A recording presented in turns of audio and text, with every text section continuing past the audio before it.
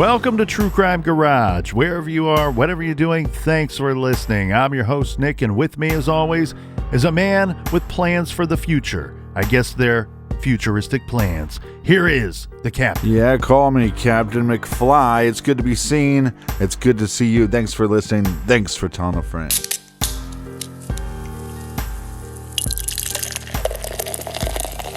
Today we are casually sipping on Gray Monday. That's right, you can kick those Monday blues with Gray Monday. This is an Imperial Stout featuring Oregon-grown hazelnuts.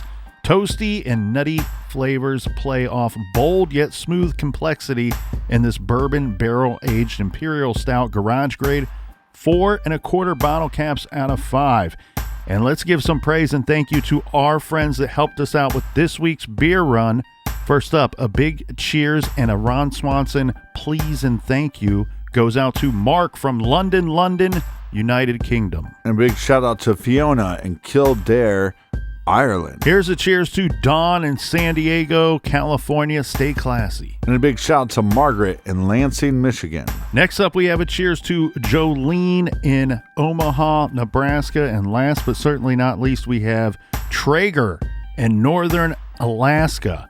Everyone we just mentioned went to truecrimegarage.com and they helped us out with this week's beer fund. Yeah, BWRUN beer run. Jolene. Jolene donated to the beer fund and she's cooler than you are. And that is enough of the business. All right, everybody, gather around, grab a chair, grab a beer. Let's talk some true crime.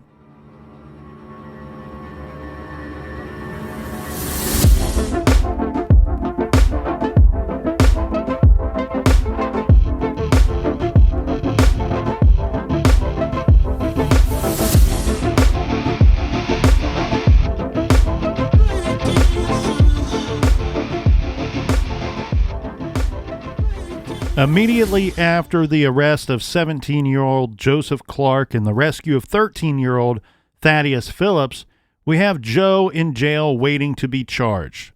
We have Thad in the hospital undergoing multiple surgeries. And as far as what was being released to the public early on, there were just mostly small details coming from Thad's father, Don, as he answered reporters' questions while pretty much living at the hospital for days while doctors and nurses worked to repair his boy.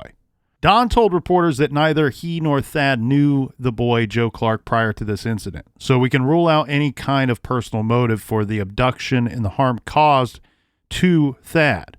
Don told reporters that Thad's captor brutalized and tortured the boy in the form of beatings that involved Joe choking, punching, as well as twisting the boy's ankles and legs and jumping up and down on Thad's legs. According to Don, Joe told Thad that he had kidnapped the boy because he liked busting people's bones and that he had done this type of thing before to other victims. Now, all kinds of interesting details will come out at the trial, but the trial won't take place until the second half of 1996. Right now, on our timeline, we are in the early part of August 1995. So almost exactly 26 years ago to this day. But before we get to the trial, let's talk more about this arrest. Because Joe, after he is arrested, he actually confesses to the police. Well, sort of. So he admits that he brought Thad to his house, but says it was for the purposes of just hanging out. He tells detectives that he does not remember assaulting Thad. Joe says he, and this is his words, quote, blinked out for a while. And when he came to, Thad was lying on the floor, belly aching about his legs. Joe says he thought Thad would eventually die from the injuries. So the way I take it is this. His general statement is he does not know how the 13-year-old Thad received these injuries. Thad tells Joe that he did that to Thad, and Joe says he tried to help the kid, but again, did think that Thad would eventually die from these injuries. So he says he tried to help Thad, but at the same time, it doesn't look like he was willing to let him go. Yeah, but if you're inviting somebody over to hang out, quote unquote, like Joe's saying, you don't abduct them from their house. And then on top of that, this blink out. Mm-hmm. You blinked out for 43 hours as you tortured this kid? Joe Clark sounds like an animal. Well, a monster, really. I mean, to call him an animal is disrespectful to our friends, the animals. Animals. But no, of course, what you're going to have here, Captain, is you're going to get two very different stories. And of course, Joe is going to have to admit to something because they find the victim in his home. Yeah. It's a little hard to say, hey, I didn't at least do something or have some part in this. And so we've seen this. It's very typical behavior of any of the other psychopaths or psychopathic killers that we have talked about in the past, where often they will admit to some stuff, especially if they're backed into a corner. And that's exactly what we have here. Joe Clark is basically caught red-handed with his victim inside his residence. And you're going to get a very different story from Thad, who says, look, I didn't go over to this dude's house. I don't know who this guy is. I didn't have shoes. Right. He says, I woke up and this guy was carrying me into his home. And when we got there, Joe kind of relaxes Thad by telling him, hey, I brought you over here because I'm having a little party. And, you know, here's some people that are going to be coming over in a little bit. And Thad actually says that Joe referenced at least one or two names of people that he knew. So in that moment, he was still kind of like, you know, just woke up, really kind of confused as to what was going on. But when this guy says a name or two of people that he knows, he thought, well, okay, well, maybe that is what's happening. Let's keep in mind, he's only 13. You can trick 13-year-olds. Adults can be tricked very easily sometimes as well. So I was tricked into doing a podcast once. About 530 times. Yeah. So it's not until later, you know, after some... I want to stay on something because you were saying Thad says, well, I came to as Joe's bringing me into his house. Do you think that he was just asleep, or do you think that maybe he used some kind of, you know, gas on the rag trick? No, this guy went into the Phillips home and carried the boy out and carried him to his residence. Wow. In fact, when he first started to wake up, Thad said that he assumed it was his father carrying him because his father had carried him dozens of times to bed in the middle of the night when Thad fell asleep on the couch or on the floor watching TV. Right. And so at first he's like kind of waking up and not really knowing what's going on and just kind of assuming it's his father carrying him off to bed.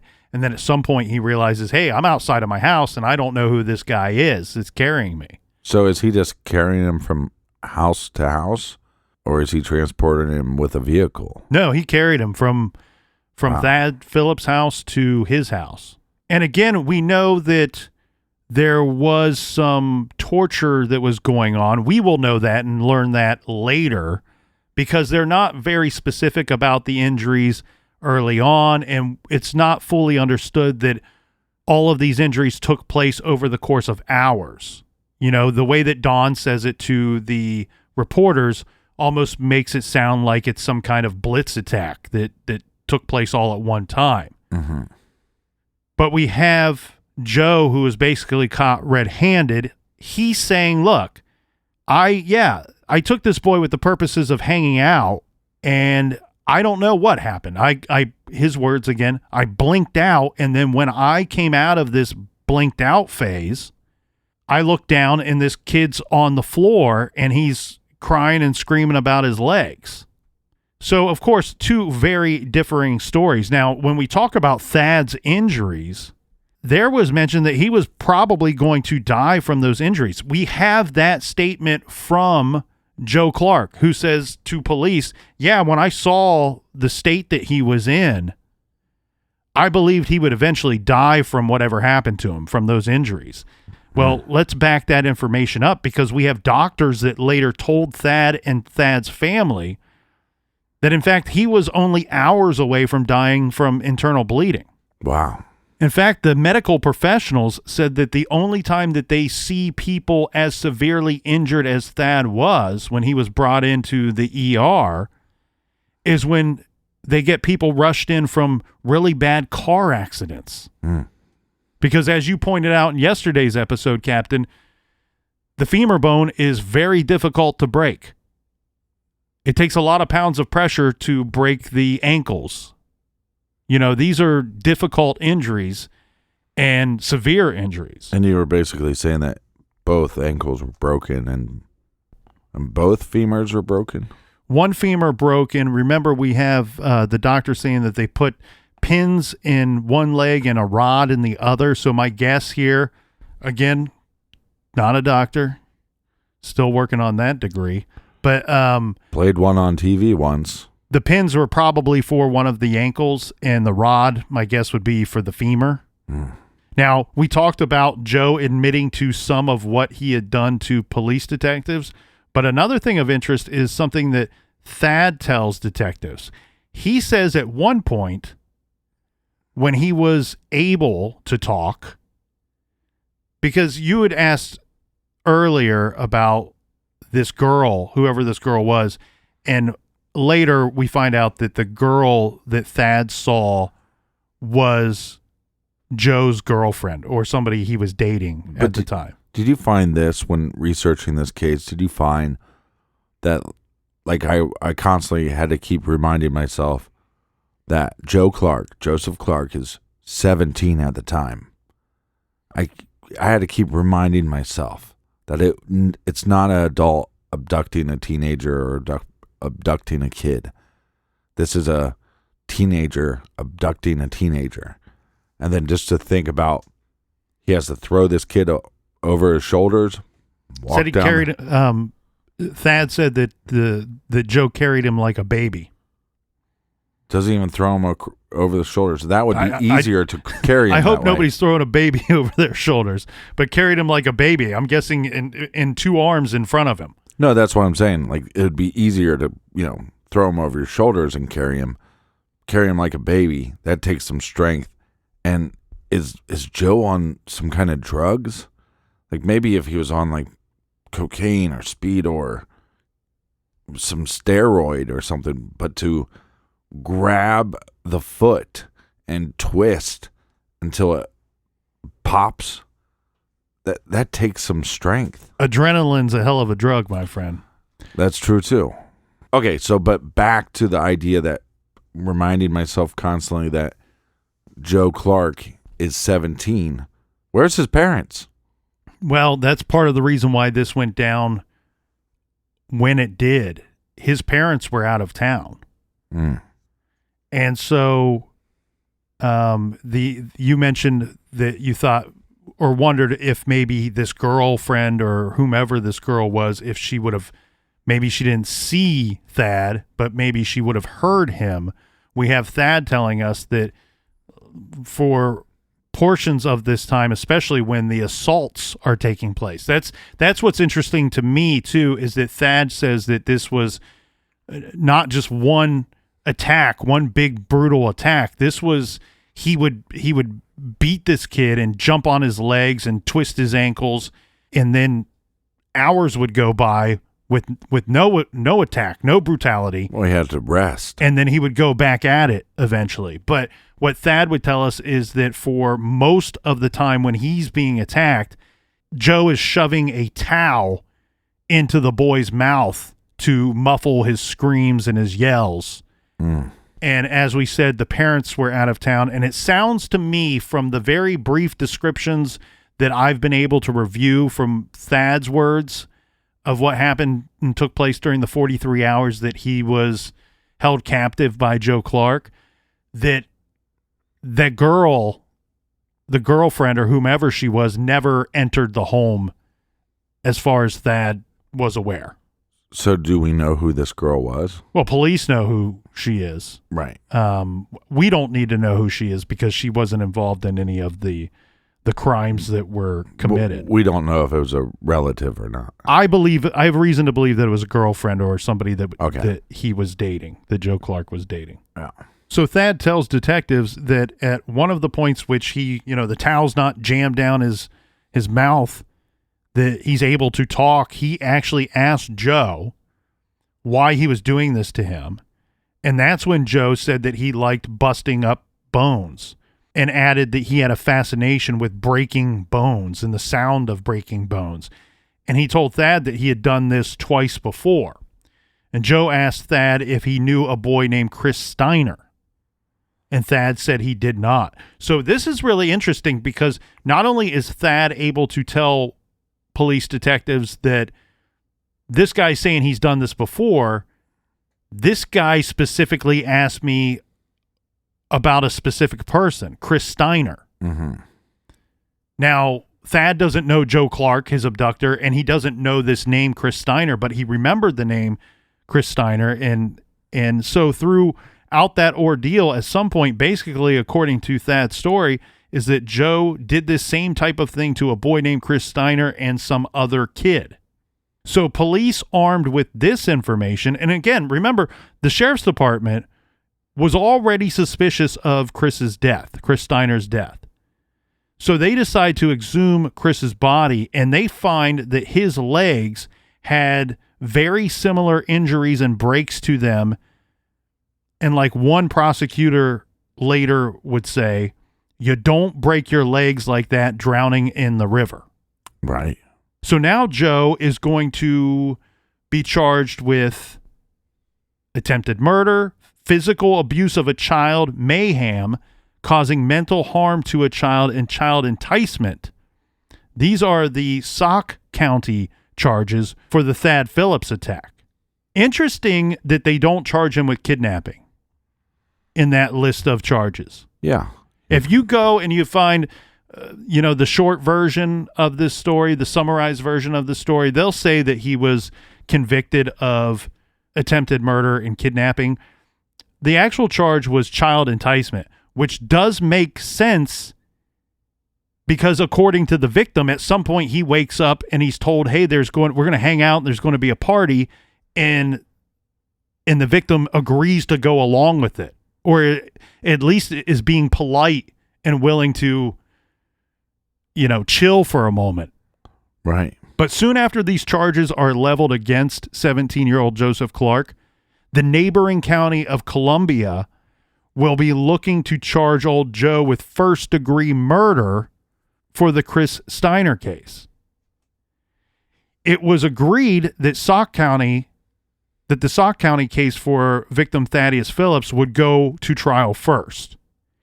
And we already said that it would be a little over a year before that trial would start. Now, the reason for the delay is due to several things going on in this case. First, we have a victim, Thad, that requires extended hospitalization, several surgeries, and don't forget that has rehabilitation that comes with all of that. Right. Also, we have the defense, because after changing the plea a couple of times, Joe's defense settles on a plea of not guilty by reason of mental defect. Mental defect. What's his defect? Well, this is kind of a smart move in my opinion. He's a piece of shit. Right, yeah. The mental defect is his brain is a piece of shit. That's when the prosecutor should remind the jury that prisons are full of pieces of shit. That's where they go. But I think this is an interesting angle for the defense and probably a smart move because, look, to us regular guys in the garage, if I told you there's some dude out there that enjoys breaking people's bones with his hands and by jumping on them, aren't we all going to kind of assume he's mentally deficient in some way? Right. That boy is nuts. Well, let me go through some of the reasons why they claim that he would be not guilty by reason of mental defect. First, we do have his statement to the detectives when he's arrested right away saying, yeah, I don't deny that that this kid was at my house, but I blinked out for for a moment, and I don't know why, and I don't know what happened during that time. But when I come to, he's clearly in severe pain and injured. So he's not necessarily denying that he harmed the kid. He's just saying that he doesn't understand what happened. So that does fall into the realm of that defense, one. And then two, you have Joseph Clark's parents that come to his defense.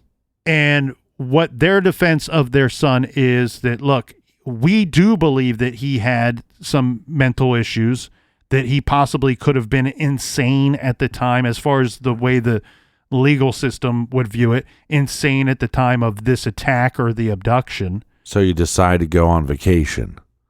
Well, our boy, he's insane. So we're going to go on vacation. Right. Again, but it doesn't, for that defense to hold up in court, often it doesn't need to be the guy is obviously insane for months, years, or decades. Sometimes it can be as simple as during the course of that actual attack. Right. Now, again, we never but I'm with you. If you think that there's already some problems or some issues with your 17-year-old son, maybe don't leave him alone at the house while you go off on some vacation or business trip or whatever it was. I still wish they would have drug tested Joe Clark once they arrested him to see if there was anything in his system. Oh, I bet you there probably was something in his system because alcohol, marijuana. Well, yeah, because he's coming back at just before midnight, and he was off partying. He was out on a date with this girl, or going out on the evening with this girl, and they were stopping off at different parties. Well, he looks like a dope, is what he so looks they like. Couldn't find him because they're out looking for him. But I think they actively stopped off at least one or two teenage parties looking for Joe and didn't find him, and left very smartly. Left a couple of unmarked cars near the home in case he would return, and that's how they end up picking him up. Well, it'd also be great if law enforcement would get a bunch of officers with their billy clubs, and they go into a cell and they just blink out for a while. Don't know what happened. Unless this guy really does have some mental issues, and now you're just brutalizing a handicapped individual. No, you're brutalizing a murderer. Well, whether you have a deficiency or not, you are still a murderer. Correct. But you do understand our society has ways of handling these types of situations. Yeah, but that wouldn't be that much fun if I say, I hope they handle this correctly. It's a little more fun if you think outside the box. Back to the killer clowns that show up and interrogate people and kick them in the nuts. That's still a good idea. So some of the reasons why Joe Clark's parents say that he should be looked at in this regard, not guilty by reasons of mental defect, is Joseph Clark was not their biological son. They adopted him at a very young age. And according to his adopted parents, when they adopted Joe, his biological mother was a drug addict that was shooting up during the pregnancy, and they had evidence of such.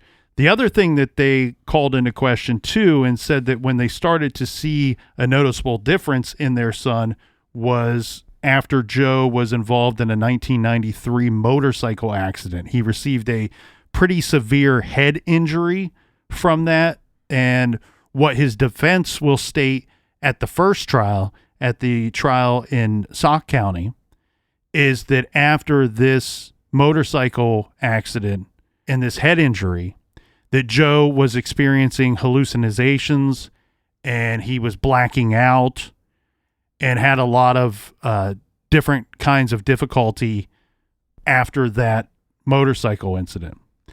Now, what the prosecution would point out is that Joe Clark had a history of violence before this 1993 motorcycle accident. And they trace this back to a 1992 death threat that Joseph Clark made to one of his teachers, one of his high school teachers. And this wasn't just something where you can go, oh, well, I was just goofing around. Kids say dumb stuff. Right. We say dumb stuff here in the garage. Noted. And it's not one of these, I can look at a lot of things that kids get sometimes even charged with and go, could we do something different here? This person's a kid and they really weren't doing this to be malicious. They were doing it because they're a dumb kid. But in this situation, Captain, it's not something as simple as, oh, he was just goofing around. This death threat came directly at the teacher by way of Joseph Clark calling them at their home and threatening their life. So a pretty serious death threat, in my opinion. And there was also several witnesses that testified and school records that would back this up, that Joseph Clark was a bully, that he bullied a lot of kids at school and was known for bullying and getting into a lot of fights. So they can say that this 1993 motorcycle accident changed Joseph Clark. However, he had a history of violence before the motorcycle accident even took place.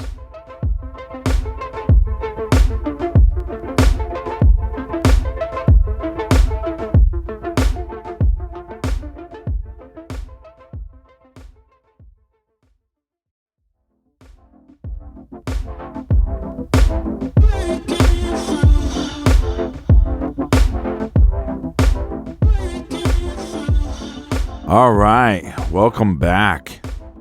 Thanks for being our friends. Thank you. Thanks for letting us. When be nobody your else would, you were there. All we wanted to do was be your friend and whisper in your ear. Okay, cheers to everybody in the back. So, okay, a good defense here though. It makes sense. Violence before, and then the parents are the violence before. The adopted parents are trying to.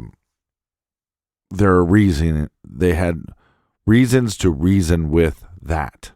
Mm-hmm. They were hoping he turned around. Look, there might have been some, like you said, some violence before or some serious threats before. But we've seen this in the past where people have serious head injuries and they become a whole different person. Yes. And it seems like maybe he wasn't going to act on any of these things before, but maybe this head injury had something to do with it. It's kind of the chicken or the egg, right? Well, and we said, Captain, that Joseph Clark's adopted parents went to his defense and added to reasons why that might be a good defense to bring forward in the Thad case. Mm-hmm. But let's keep in mind, we're going to have two separate trials here. Right. And so his parents were completely outraged and very vocal publicly about this outrage when he was charged with first-degree murder in Columbia County, which would be the Chris Steiner case. So Clark's adoptive parents are Ron and Bertha Clark. They maintain the innocence of their adopted son as television cameras closed in on them. This was after a court appearance. And they stated in regards to the new charges of first-degree murder in Columbia County, they said that's the charges they wanted to bring in the first place.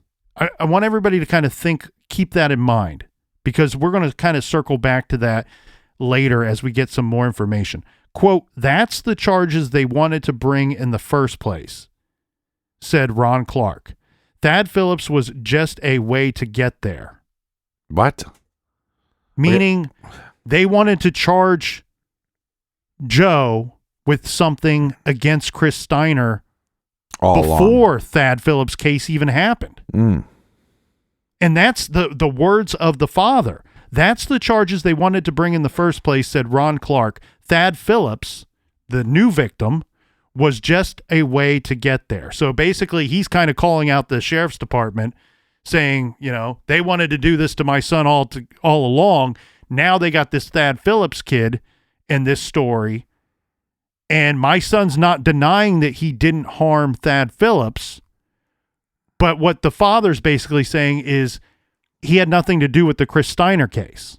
that Joe had nothing to do with the Chris Steiner case, and Thad Phillips, this victim in this trial, is the way that the sheriff's department and the prosecutors get to charge him with first-degree murder. This is the most So listen, dumbass thing I've heard. the Clarks did not dispute their son's involvement in Phillips' injuries, but they denied that it was torture. Quote, what we're talking about is two kids who got in a fight, said Ron Clark. What are you talking about? I'm all for coming to the defense of your child, but at some point, you got to wake up and smell the roses, man. This dumb son of a bitch should be thrown in jail for the rest of his life if he thinks that way. He's believing what his son is telling him. I'm sure his son is selling him a big plate of horse shit, and it sounds like he's gobbling it up. Yeah. One bite at a time. Hold on a second, though, too. And he's asking for seconds. What we're talking about is two kids who got in a fight. Your son is 17 years old. This boy is found with 13. 13. Yeah. His legs are broken in 4 different places. And this 13-year-old is listed to be between 4'10" and 5 foot tall, about 100 pounds. And Yes. he's found in your adult son's at your house. He was held hostage for 43 hours. That's a really long fight. Not only held hostage, but Joseph Clark's own words to the detectives were, yeah, I believed that he would die from those injuries. Yeah. And at no point does he try to call for help. Even if he says, I don't know how this happened to this kid. Right. He doesn't try to call for help. He doesn't offer him any help. Instead, what he does is he locks him in a closet upstairs, knowing that the boy's legs are broken, thinking, you know what? He'll probably die in this closet from his injuries eventually, or he can't escape because, 1, I've locked him in the closet, and 2, even if he gets out of here, he can't use his legs to take him anywhere. Ron and Bertha, wake up. Wake up. Right? And here's my big issue there. 1, the detectives could let you know we couldn't connect. We could not connect Chris to your son, Joe. But when the boys were just having a fight, aka when your adopted son was torturing the shit out of this 13-year-old boy, he mentioned this other victim. And then when we go back and look at the injuries, oh, guess what? They just happened to be the same. So did those boys just happen to get in a fight too? But guess what? Ron, Dickface, if that is your last name, if your son, Joe, got in a fight with Chris and broke his legs and then threw him into the water and he died from drowning, that's called murder.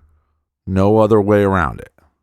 Well, and if we hear that's what they wanted the charges to be in the first place, Lock then him up. there's other things going on there. And we said that about Chris Steiner's case, that there seems to have been more that they weren't telling the media. And in fact, I saw statements where I think they were purposely misleading on what information they were putting out, because I think they suspected foul play in Chris Steiner's death after they couldn't find a party spot along the river. Plus, they already knew. They say they exhumed his body and discovered that his legs were broken. They knew that before they buried him the first time. Yeah. And so what we're going to learn here, Captain, is a bunch of interesting stuff that comes out at the first trial. What we learned at the first trial, the attack on Thad, is that on July 29th, Joseph Clark's parents are out of town, and this is when he broke into the home of Thad Phillips and abducted him while he was asleep. Apparently, one thing that comes out at trial is that Joe saw Thad playing outside in the yard earlier over the course of that day, and it is believed that that is when he may have decided to target Thad. And again, we pointed out that Thad woke up and he's then attacked afterwards, and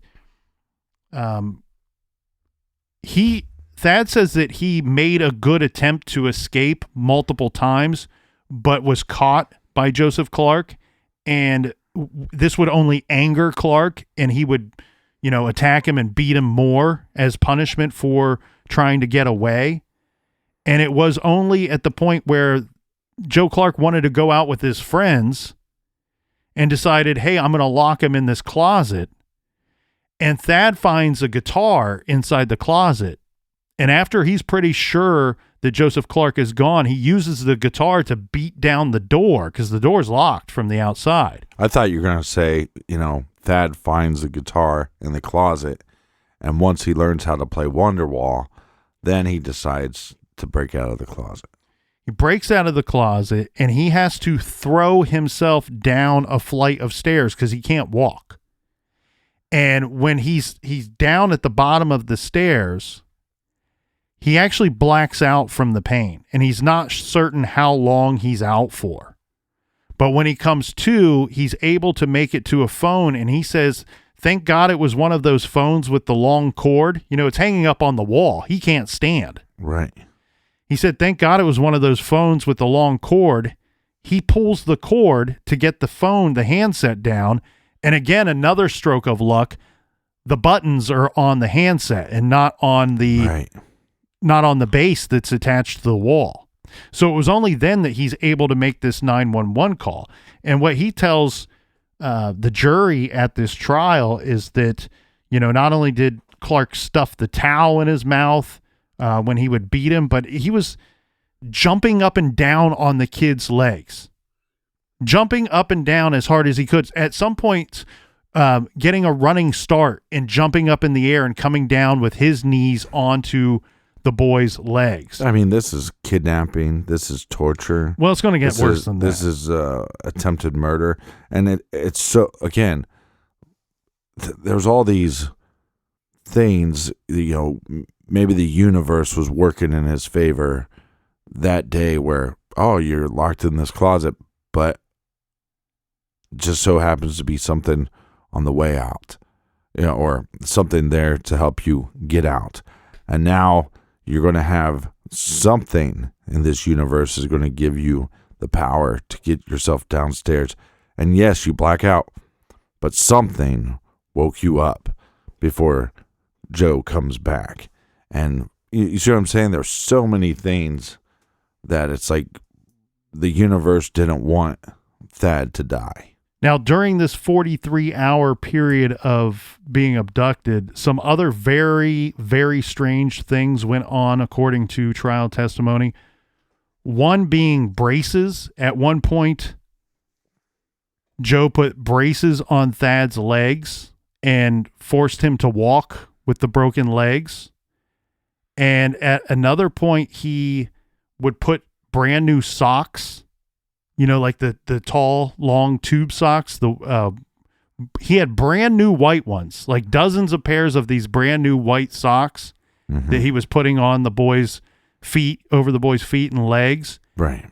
Another weird thing too, and this is probably something that maybe Thad's parents and the sheriff's department knew about very quickly, was that not only did Joe take Thad from Thad's home, but he also stole a few pairs of Thad's socks from the house as well. That's so he could sniff them. Well, we pointed out in yesterday's show at the top of the show that we were going to be discussing a sexual sadist. And they get their pleasure from administering torture and seeing the pain that they're causing an individual. And we talked about how in some cases that the offender will even revive, even perform CPR on some victims to revive them so that they can punish them and torture them more, because a unconscious or dead victim does not give them the gratification that they are seeking. Right. And I've heard some sick stuff before, but flicky because you like breaking bones. It's very, very strange. Yeah, at one point during this situation, Thad says that Joe masturbated in front of him. So that should, if anybody's out there questioning this sexual sadist, that I think would offer you all the proof that you need. Yeah. The other weird thing, too, is that when they searched the home in Joseph's room, they found a notebook that is described at this trial as a hit list. And it had 29 names. 29 people were listed in this hit list, and they fell into two different categories. One was get to now, and the other category was can wait. Now, Thad Phillips' name was not in either category because Joseph Clark didn't know who he was. It sounds like he had an opportunity, saw a boy out playing by himself, and thought, yeah, I might be able to sneak into that house and take that kid tonight while my parents are gone. Because, again, as we pointed out during the trailer, the torture is the reason for any of the other crimes at all. And so torture has to take place in a location where you have privacy to do these types of things. And where you can control the situation. But I think Joe Clark's thought was when he saw his feet, was Boner City. Well, on that hit list, next to some of the names said the leg thing. Like, this was a thing that he enjoys and a thing that he intended to do to some of these people that fell into one of two categories. Get to now, which I'm assuming means abduct them and hurt them and kill them as soon as possible. And can wait are people that, hey, maybe I need to do a little more reconnaissance on, because we know that if he was involved in Chris Steiner's abduction and murder, that he probably had some general information about, the brother is sleeping at somebody else's house, knows how to get to Chris Steiner's room. I wonder if Chris Steiner had missing socks as well from that house, because what we do see is that Chris Steiner's name did fall into one of those two categories on that quote unquote hit list that was found in the notebook in Joseph Clark's room. Yeah. The other thing that we learn, this is at the second trial. Okay, this is the second trial where it's the first-degree murder charges for the death of Chris Steiner. We learn that Steiner's parents told what was left out from the media version of the day before events of when Chris went missing. Right. Was that he hung out with a local boy the day before. And who was it? Oh, it was Joseph Clark. The two knew each other. They were friends. So very likely, if those muddy footprints did exist, it was Joseph Clark going into their home in the middle of the night, and he may not have had to carry the 14-year-old out of there that night. He may have been able to wake him up and say, hey, why don't you come outside with me for a little bit? Why don't we go hang out for a little bit? But a fetish like this, I mean, there has to be some serious trauma. And I'd really like to see those psychology reports on Joseph Clark. Could be. I don't know. We often look at these situations and ask ourselves why. Were there any red flags? How can we identify this before it happens to somebody else? And it's really, the answer is all over the shop. You do see severe abuse in some of these people that grow up to do these type of things, and other times you see people with perfect childhoods. Right. It's very difficult to explain why one person is sexually attracted to or sexually excited by something, and another person is not. And another person might be sexually excited by something completely different. It's very difficult to understand why that is. Again, we're all very unique individuals with different tastes, different likes, and what have you. Now, as far as the trial goes, the first trial was done with and went down in September of 1996. Mm-hmm. This trial is the most important because this trial is basically going to set up what they need for the second trial where they charge him with first-degree murder. So at this trial, they have the famous Park Dietz plus another psychologist who testify, and both of them testify that Joseph Clark was sane during the time of the attack on Thad Phillips. And Park Dietz is the one that actively names him as a sexual sadist during the trial. Right. I think the judge might have thrown that portion out. Regardless, Park Dietz said that while on the stand. So Joseph Clark was found to be sane at trial by unanimous decision in a deliberation that took only 1 hour, and he would be sentenced weeks later. So he ends up being convicted on all of the charges that we mentioned in Thad's case and sentenced to 110 years in prison. Of course, now we're going to go to Columbia County, where Joseph Clark is facing first-degree murder charges for the abduction and murder of 14-year-old Chris Steiner. At this trial, it's mostly circumstantial evidence that is being presented. There was some interesting things that came out. Again, most interesting to me, the most interesting statement was that from the parents saying Steiner hung out with Clark the day before. He was found guilty and sentenced to life for the murder of Chris Steiner.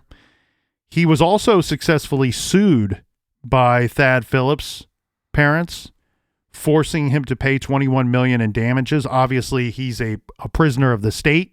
He will never earn $21 million to be able to pay that back, but $21 million in damages gives you some idea of the medical cost involved in the surgeries and rehabilitation and hospitalization of Thad Phillips.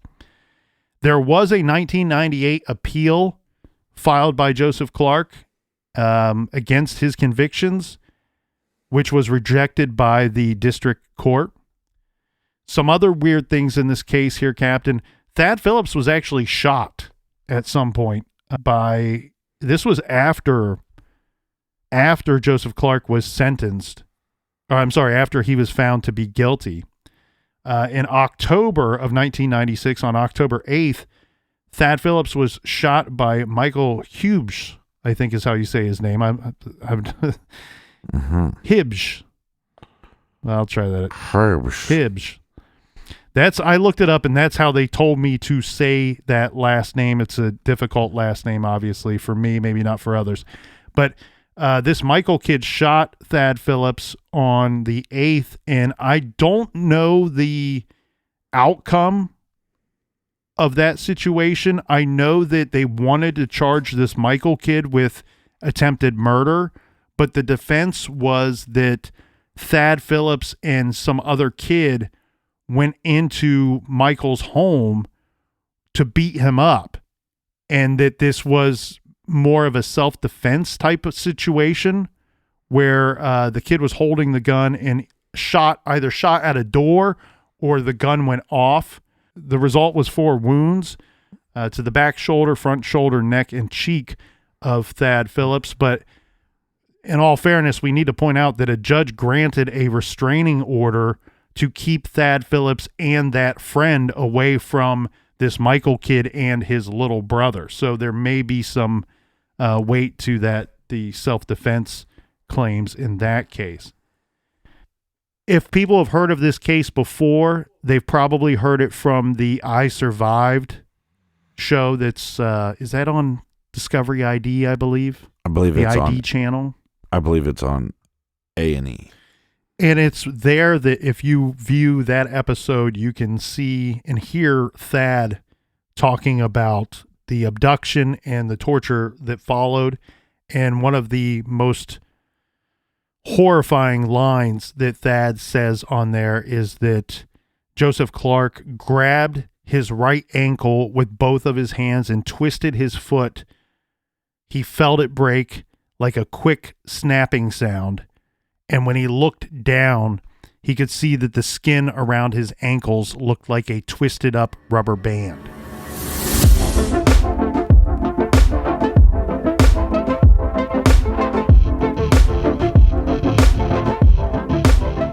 Thank you guys so much for joining us here in the garage. If you need more True Crime Garage, and you do need more, I know you need more, go check out Off the Record on Stitcher Premium.